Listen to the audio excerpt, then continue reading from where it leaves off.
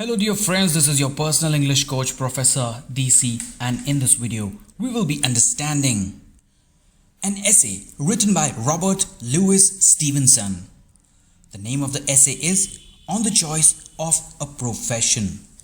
This was written back in 1887. Before we understand the essay, let's know the author a little bit.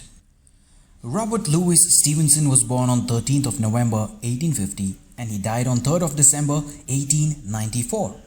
He was a Scottish novelist and travel writer, most noted for Treasure Island, Kidnapped, Strange Case of Dr. Jekyll and Mr. Hyde, and A Child's Garden of Verses.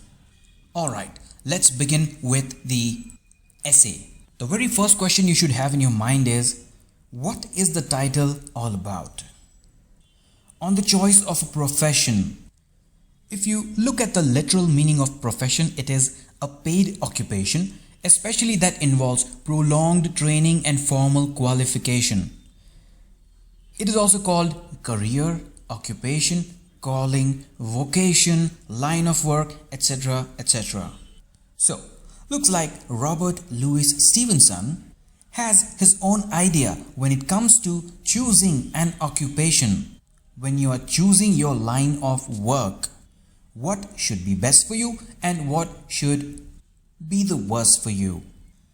This essay I think is very relevant at your age, and it's very good that you have it in your syllabus because you'll soon be entering college, and soon after that you will be choosing a profession. So without wasting any further time, let's get started.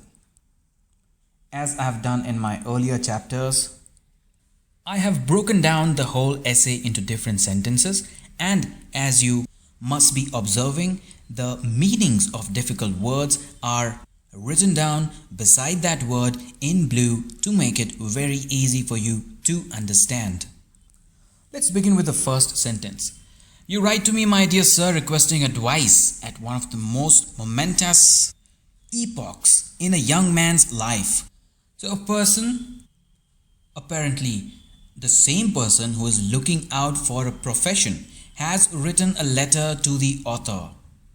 And the question that is asked to the author is, obviously, what career should I choose? What line of work should I choose? Now this essay is a response to that person's letter. The author says, you're writing this letter to me at a stage which is one of the most important stages of your life. A very critical phase of a young man's life. You're about to choose a profession, and with a diffidence highly pleasing at your age, you would be glad, you say, of some guidance in the choice. So looks like the letter was written with some sort of shyness, which according to the author is pleasing, is suitable for a person of that age. And the person who wrote the letter has mentioned, can you please advise me on which profession should I choose? Can you kindly guide me on the line of work that I should choose? There is nothing more becoming than for youth to seek counsel, nothing more becoming to age than to be able to give it, and in a civilization old and complicated like ours, where practical persons boast of a kind of practical philosophy superior to all others, you would very naturally expect to find all such questions systematically answered. The author says that there is nothing more pleasing or suitable than a young person looking for advice, looking for counseling from an elder person. A young person going to a senior and asking for advice, that is the best thing that can happen. And for a senior person, it also suits equally because the person is aged, has experienced the ins and outs of life, and now it's time to give away the advice, to give away the counseling to the young person who has come at the senior's doorsteps. Then the author has also talked about the civilization where every single person claims that his or her philosophy is better than all. Whatever that person speaks is true and practical and superior than rest of all the other people in the society. And the author tells the young seeker that when such is the scenario, you would naturally have some expectation from the seniors who claim to be masters of their profession. The author states that any young person living in such a society would expect that, okay, if that person, that senior, is boasting about his or her life, that person should be having all my questions answers, and that too systematic. For the dicta of the practical philosophy, you come to me, which means you've come to me to seek truth. You've come to me asking generally what students choose as their line of work after completing their degrees. What, you ask, are the principles usually followed by the wise in the like critical junctures? Whoever has written the letter, that young seeker, has asked the author, what are the important aspects? What are the critical points which any job seeker ponders over? What are the principles that he or she looks out when finding a good job, a good profession, do you know? Then I confess, you pose me on the threshold. The writer confesses that the job seeker has put the author in a tough situation. The author says that the answer to this question for me is very difficult. I have examined my own recollections. I have interrogated others, and with all the will in the world to serve you better, I fear I can only tell you that the wise in these circumstances act upon no principles whatever. So when the author was reading this young person's letter, he tried to recall the important aspects. He tried to make up an answer. The author thought about all the big shots and celebrities and delegates whom he had interviewed and interrogated. To get an answer to the question, the writer pondered over it and tried to come up with an answer. And what did the author conclude? What was the author's answer? The author says, trust me, I want to serve you, I want to help you. You have completed your graduation, your degrees, your qualifications, and you have come to me seeking advice, counseling and answers, and I want to help you, trust me. But in the circumstances that you are in, let me tell you that people do not follow any general truth. People do not follow any principles while choosing a job whatsoever. This is disappointing to you. It was painful to myself. But if I am to declare the truth as I see it, I must repeat that wisdom has nothing to do with the choice of profession. I'm very sure when you read my letter and when you read that there is no principle, no general truth that the seniors and aged people who have already retired follow, you will be disappointed. I know this will be painful to you, and it is painful to me because I am unable to answer your questions systematically. But all I can tell you is wisdom and your choice of profession are poles apart. Wisdom, which means the quality of having experience, knowledge and good judgment, the quality of being wise, has nothing to do with choosing the line of work. We all know what people say, and very foolish it is. The author tells the seeker that you must have gone to various senior people and respected elders and must have asked the same question. What line of work should I choose? What career should I choose? And after listening to them, you must have reflected on it and thought that the answers were actually foolish, had no logic in it. The question is to get inside of these flourishes and discover what it is they think and ought to say, to perform. In short, the Socratic operation. The more ready-made answers there are to any question, the more abstruse it becomes. For those of whom we make the inquiry have the less need of consideration before they reply. Before we understand this sentence, we should understand what is a Socratic operation. Well, the philosopher Socrates had laid down a procedure of asking questions so that a person who is seeking for knowledge gets the right information. On listening to the latter's replies, the inquirer would find himself highly enriched with knowledge. The author asks the seeker to perform such operation so that the seeker is enriched with knowledge. And according to the author, if a senior person, a person who is retired, gives you ready-made answers, it becomes very difficult for a seeker, because the seeker will have more and more questions. And if the answer from a senior is prompt, quick, hasty, then the seeker would also think, this person has not reflected upon my question and is just giving answers without any consideration. The world being more or less beset with anxious inquirers. After Socratic persuasion, it is the object of a liberal education to equip people with a proper number of these answers by way of passport, so they can pass swimmingly to and fro on their affairs without the trouble of thinking. So usually what troubles people? If a person or if a seeker keeps on asking questions to get enriched, that troubles the senior.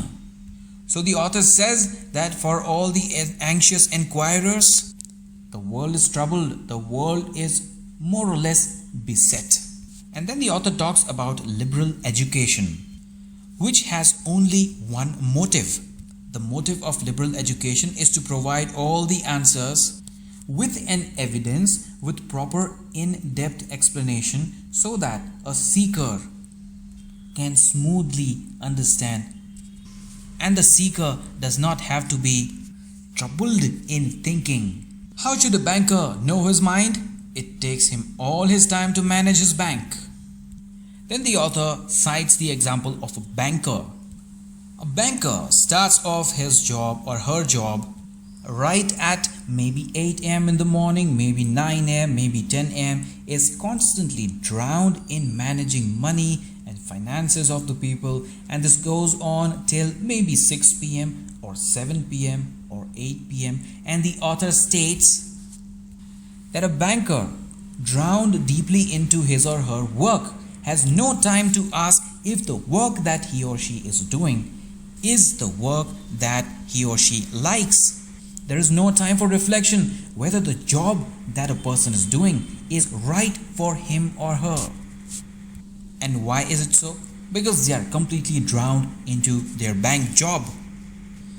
If you saw a company of pilgrims walking as if for a wager, each with his teeth set, and if you happen to ask them one after another whither they were going, and from each you were to receive the same answer, that positively they were all in such a hurry, they never found leisure to inquire into the nature of their errand, confess, my dear sir, you would be startled at the indifference they exhibit. After the banker's example, the author moves on to give an example of devotees who are very determined and who are walking to a divine destination, metaphorically speaking, as if they are walking for a wager, as if they have put money on something.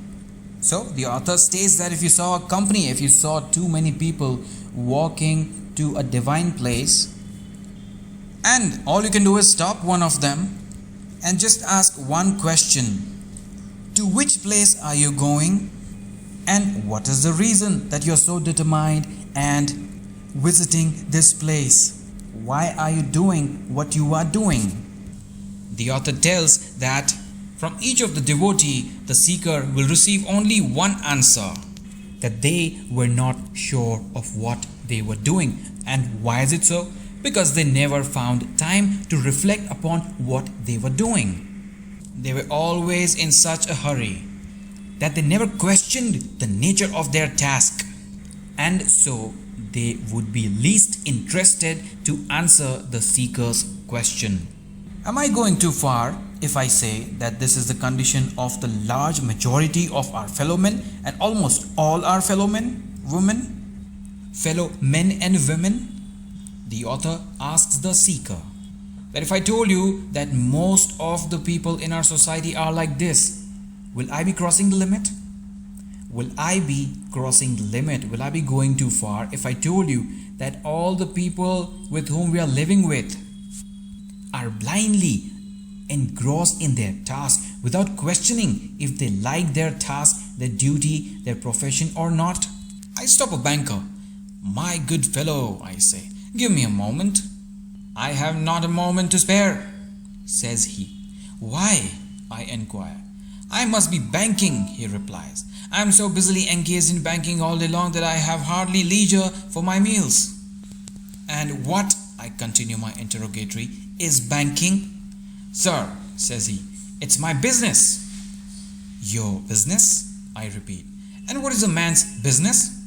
Why, cries the banker, a man's business is his duty. So one fine day the author stopped a banker. The author asked, can I have a minute of yours? I want to ask you something. The banker denies, no, I'm very busy. I do not have any minute extra.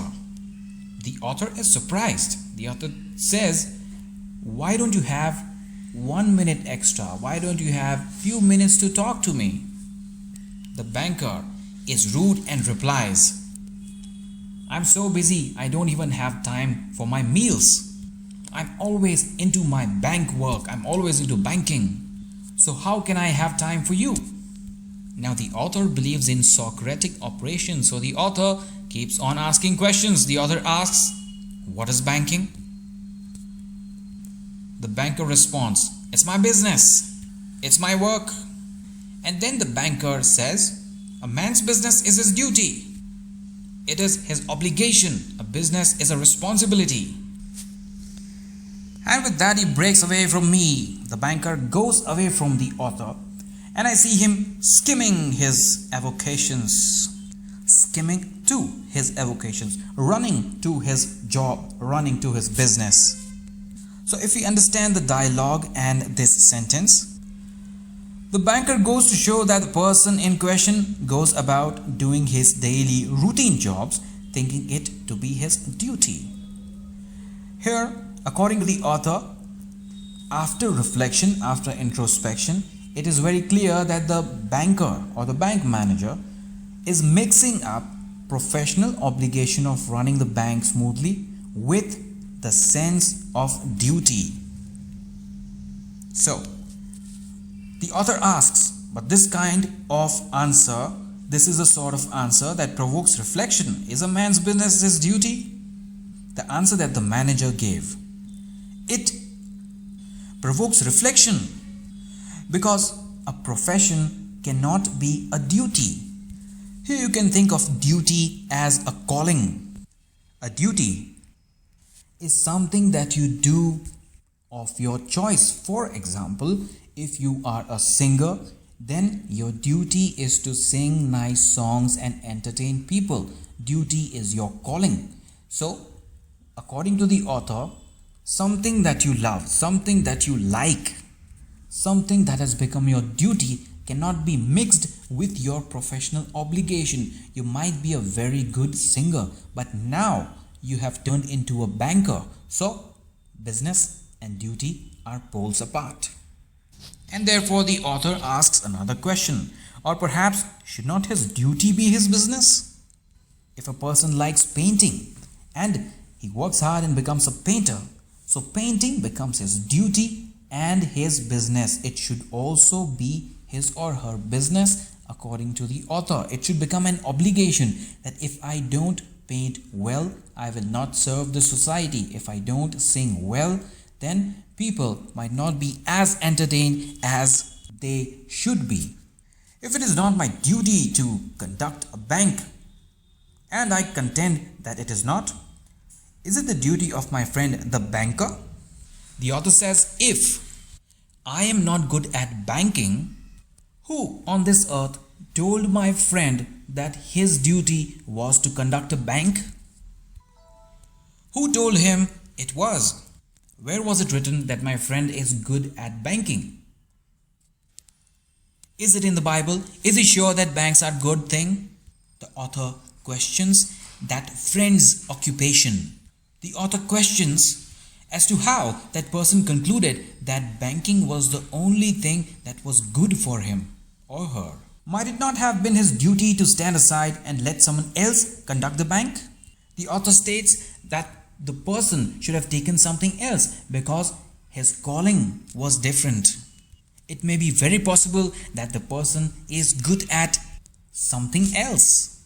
And it is also possible that some other person loved banking. So that person should have been a banker, and this person with whom the author had the conversation should be something else. Should have been something else. Or perhaps ought he not to have been a ship captain instead? After reflection, after introspection, the same banker with whom the author had the conversation would have in the past concluded that he or she loved ships. Let me be a ship captain. All that the author is trying to explain is a person should be doing the thing which he or she likes. A person should reflect on what he or she is good at and then make that thing as his profession. All of these perplexing queries may be summed up under one head: the grave problem which my friend offers to the world. Why is he a banker? Well, why is it? If somebody asks the same person as to why was he a banker, he would not have a strong answer, because the author believes that the person was pushed into banking by the society. It was not his conscious choice. So the author states, there is one principal reason I conceive that the man was trapped. So why is he a banker? He was pushed into banking according to the author. He was trapped under some circumstances and he went ahead to become a banker. Education as practice is a form of harnessing with the friendliest intentions. So if you have completed your schooling and your college and you have got abundant knowledge now, and now it's time to apply it, the author states that you should apply it. You should make use of the knowledge that you have harnessed, not listening to the society, not believing the stereotypes. The fellow was hardly in trousers before they whipped him into school, hardly done with school before they smuggled him into an office. It is 10 to 1 they have had him married into the bargain, and all this before he has had time so much as to imagine that there may be any other practicable course. So the author is referring to the rat race that the parents put their child into. Soon as the child is born and is of, say, 3 or 4 years, they put him into the school. Go to the school, get up on time, sleep on time, do not play with this thing, don't do this, don't do that. And eventually the school is done. The child has grown up following the orders of the parents. And similarly, one fine day when one of the parents finds out that there is an opening in a reputed company, the parent forces the child, who's no longer a child but a grown-up, and the parent asks that person to apply for an interview in the company which they like, and whether the person liked it or not, he or she applies into that company and becomes an employee of that company. And as soon as the person is employed, the caretakers or the parents or the guardians start talking about that person's marriage.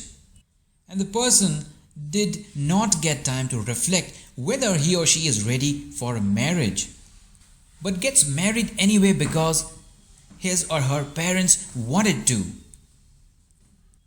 get him or her married. And when it comes to choosing a career or a profession, did that person ever get time, maybe after the school or college, to think about the profession that he or she wanted to get into? No, the person never got time to reflect on his or her liking, his or her hobbies, his or her passions. The person always followed orders, always listened to the society and did whatever the society wanted. The person was put into a rat race.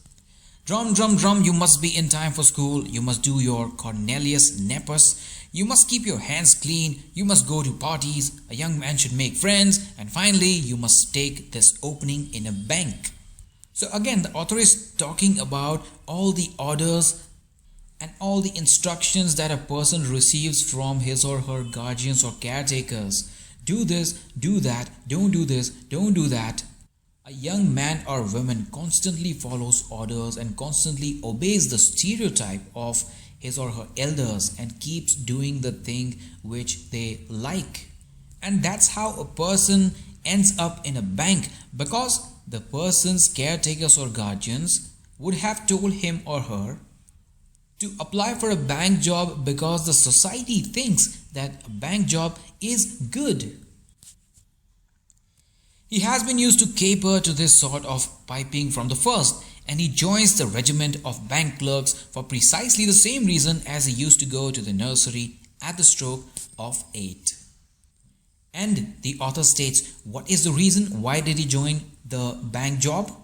Because the person never reflected on his passions, or he never asked himself or herself, what am I good at?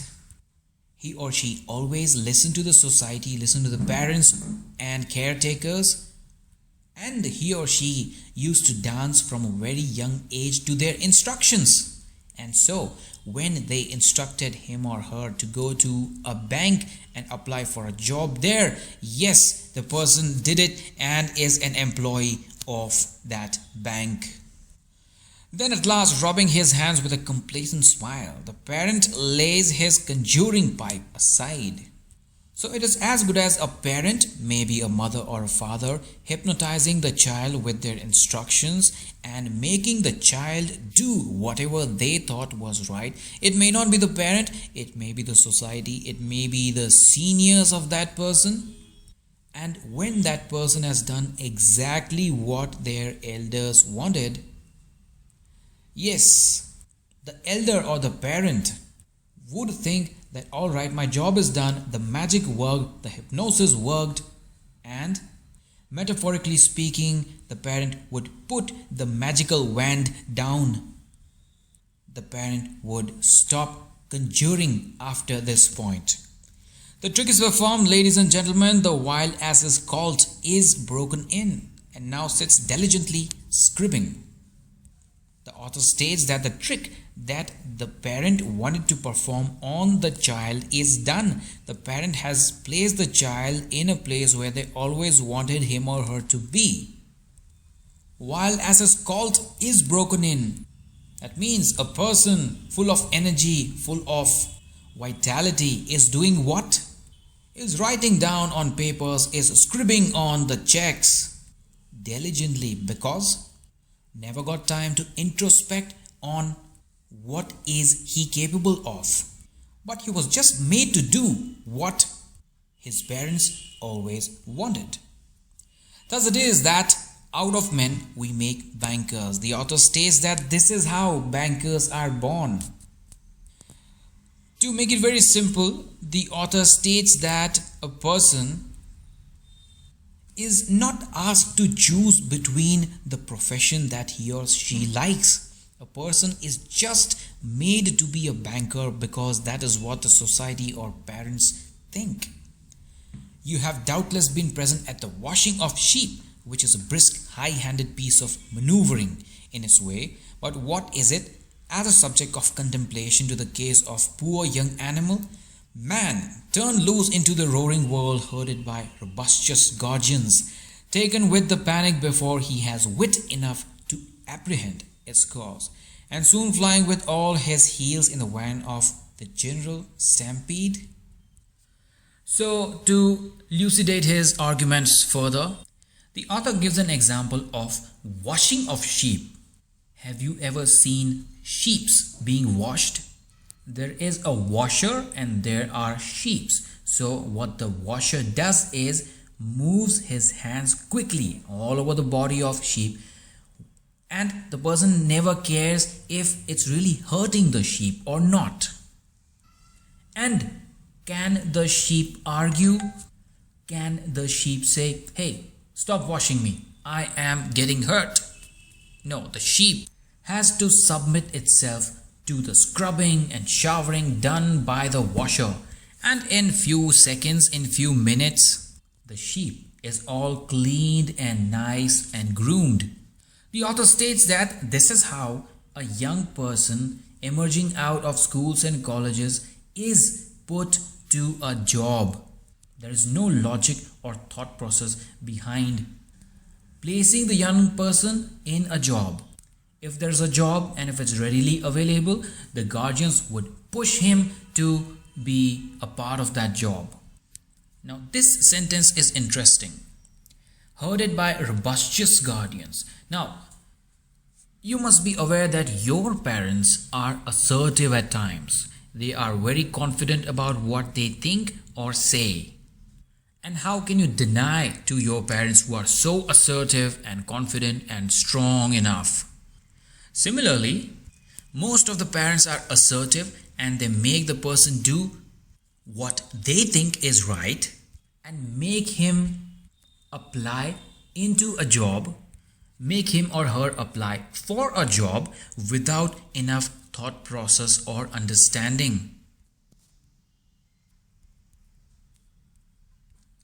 And perhaps he may be very well pleased at the retrospect and see 50 things that might have been worse for one thing that would have been better, and even supposing him to take the other cue, bitterly to deplore the circumstances in which he is placed, and bitterly to reprobate the jockeying that got him into them.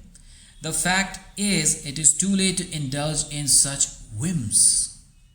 So if you recall what the author stated few sentences back is, the person gets trapped in the new occupation. And can you go back and select a new occupation? No. If a person is settled in a new job and for example he or she is into the same job from 5 years, 6 years, if the person is a banker, can that person look back and say, okay, enough of banking, now I want to be a painter? It's not possible. That person is trapped in the occupation. And then, like we say, the grapes are sour. The person who is now a banker, who is trapped, looks back and retrospects and thinks or maybe speaks to himself or herself, I am such a great banker today. I could have been at worst places. My job is better than any other job. But the sad fact is, the person has no choice but to stay as a banker. It's not possible to switch to other job just to satisfy the inner cravings. And so the person keeps on continuing the job without any choice. And the last part of this sentence, it is too late to indulge in such urges. If you get an urge to become a painter or singer or musician or something else, according to the author, it's too late. Now it's no point in thinking if you were a writer, if you were a singer or something else. It's too late after the train has started to debate the needfulness of this particular journey. The door is locked, the express goes tearing over land at 60 miles an hour. He had better betake himself to sleep or the daily paper and discourage unavailing thought. Such a nice metaphor the author has placed here. Metaphor of a train journey. Say for example, you are traveling from Mumbai to Mangalore. You have already gotten into the train, you have settled yourself, and the train has traveled few hundred kilometers, and then you think, I don't want to go to Bangalore or Mangalore, I want to go to Delhi. Can you do that? No. So, the author states that after the train has started, after the person has become a banker, he or she should not think whether banking was the right job for him or her. Because life has moved on. Couple of years have passed in this banking business, and metaphorically speaking, the train goes tearing over land at 60 miles an hour. Life has passed by, the days have gone, the months have gone, the years have passed by, and now you cannot think if you wanted to be a writer or a musician. And the author states that if in your train journey you get such thoughts, if the person who is a banker gets such thoughts, he better lull himself to sleep by reading newspaper, or maybe by looking outside, by indulging in some activity to divert his or her mind, because such thoughts are completely pointless. Discourage all the ineffective thoughts is what the author states. He sees many pleasant places out of the window, cottages in the garden, angels by the riverside, balloons voyaging the sky, but as for him, he is booked for all his natural days and must remain a banker to the end. Another nice metaphor. A person in the banking business. Let's assume that a person is in a bank and is sitting at the desk working and gets bored, gets irritated, gets annoyed by difficult customers. What would the person think? This job is taking a toll on my health. Why don't I become a writer? Why don't I become a film producer? I was always good in acting in my school days. I always took part in singing in my college days. Let me become a singer. Let me leave this bank job. Now, all these thoughts are compared to the good sceneries outside the train, the good scenes outside the train. For example, balloons voyaging, angels by the riverside, cottages. Now, these are the thoughts that a person might get. And the person sitting inside the train looks at all those pleasant scenes and longs to go there. But can that happen? This is an express train and the doors are locked. You cannot go outside. You cannot change direction. You cannot choose another occupation now. You are a banker and you have to remain a banker till the end. If the juggling only began with school time, if even the domineering friends and counselors had made a choice of their own, there might still be some pretension to the philosophy in the affair. The author states that if only during the person's school days or college days, his friends and colleagues and elders and seniors sat with him and discussed about what that person really wanted to become, what that person was really good at, what are his or her hobbies, passions, calling, then that person would have chosen the right kind of job, and then the different thoughts that the person is getting, the thoughts of whether to become a writer or whether to become an engineer or a doctor could have been valid. The person could have taken a risk during the initial years after completing the college, or maybe in the final year of college, or in the last month of the school. But no, they too were trapped. They are but tame elephants unwittingly ensnaring others, and were themselves ensnared by tame elephants of an older domestication. When the author states they, who is the author referring to? The author is referring to friends and counselors who could have advised that person to choose another job. But unfortunately, in the society that we live in, all of them were instructed and ordered by their guardians, their caretakers, and therefore the author states that they too were trapped. And the author states the example of domestic elephants. So domestic elephants are captured and placed at one location, and therefore those elephants are calling the other elephants to join the same location. This is all unintentional. Domestic elephants unintentionally capturing the others. So we cannot say that if the person's friends and counselors helped, because the friends and counselors themselves were trapped. We have all learned our tricks in captivity, to the spiriting, of Mr. Grundy and a system of rewards and punishments. Again, the author gives an example of a trainer of an elephant. The author cites the example of how captured and trained elephants are deployed to rein in wild ones in the jungle. Or, on the contrary, elephants in the jungle are first captured and then there comes a trainer, metaphorically speaking our parents, who gives us orders, gives us rewards and punishment if we obey them, and then leave us in the jungle, meaning leave us in the real world. The crack of whip and the trough of fodder, the cut direct and an invitation to dinner, the gallows and the shorter catechism, a pat upon the head and stinging lash on the reverse. These are the elements of education and the principles of practical philosophy. So in this sentence, the author is trying to tell us, or we can say tell the seeker, that the guardians, the family and the society have always insisted and forced the junior ones to take a certain trade through coercion and cajoling. So here, all of these are the example of reward and punishment.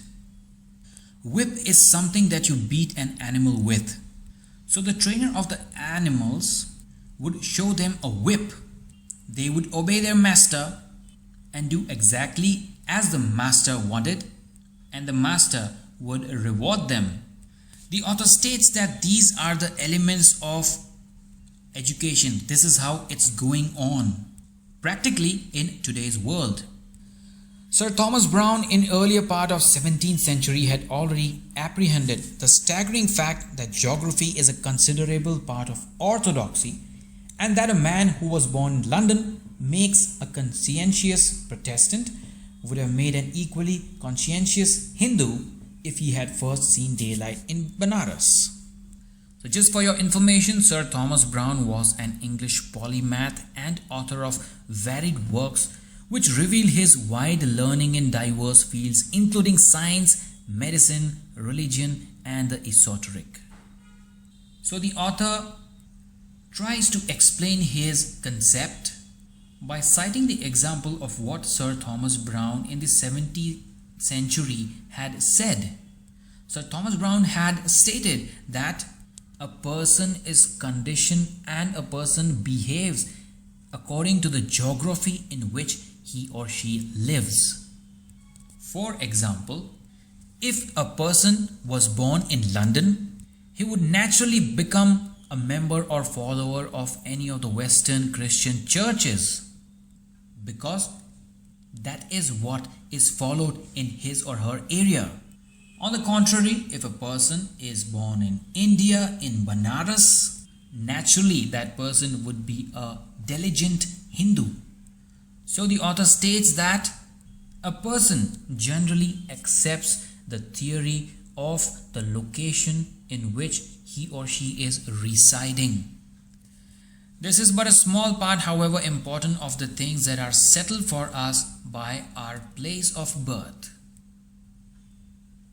So the author states that most of the things are decided and are settled depending on the place wherein we are born. To elaborate this, the author gives furthermore examples. An Englishman drinks beer and tastes his liquor in the throat. A Frenchman drinks wine and tastes it in front of the mouth. So the author states that depending on where the person is born, his habits also differ. An Englishman would drink beer, a Frenchman would drink wine. Furthermore, a single beverage lasts the Frenchman all afternoon. And why is that so? Because the Frenchman tastes the beverage in front of the mouth, meaning the person does not drink much.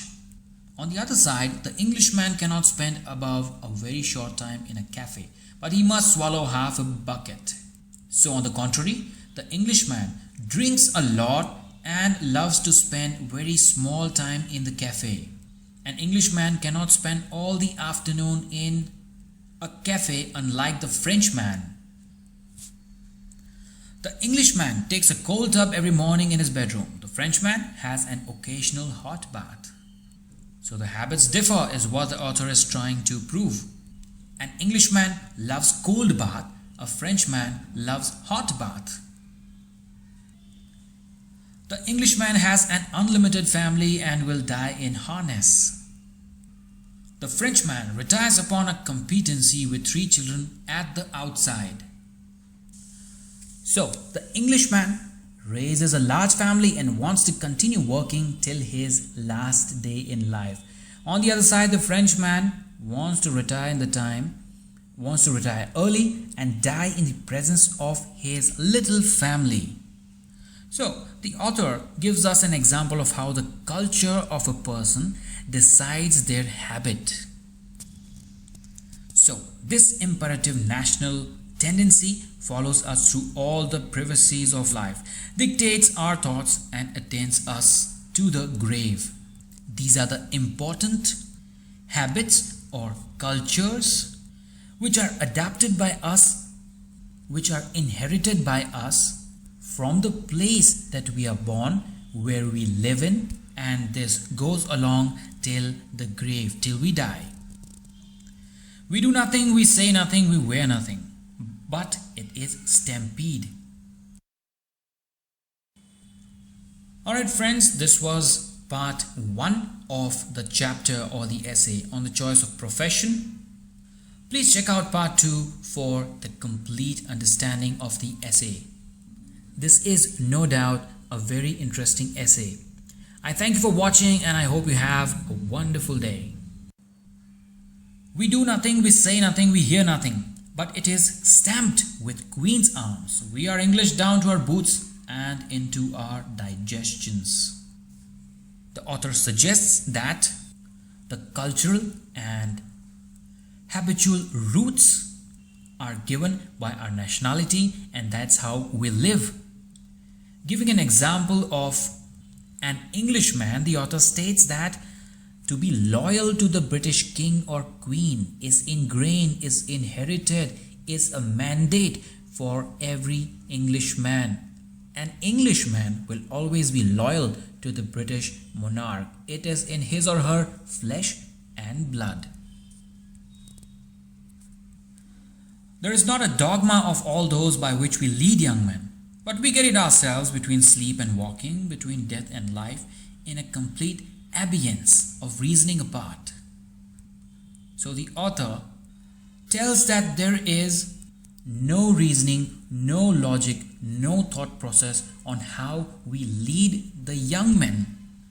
Because when somebody taught us the things that we are teaching the young people, they were just following the norms and wishes set before them by others. So it is just passing on from generations to generations without any reasoning at all. But how, sir, you will ask? Is there then no wisdom in the world? The question arises as to how and why, when people are so experienced, so knowledgeable. How is it possible that there is not enough wisdom in the world?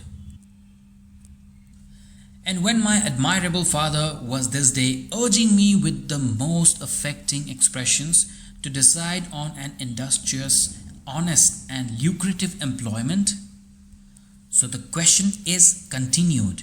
The question that the seeker will ask according to the author is, how is it possible that there is no wisdom when there are very senior people, knowledgeable people around?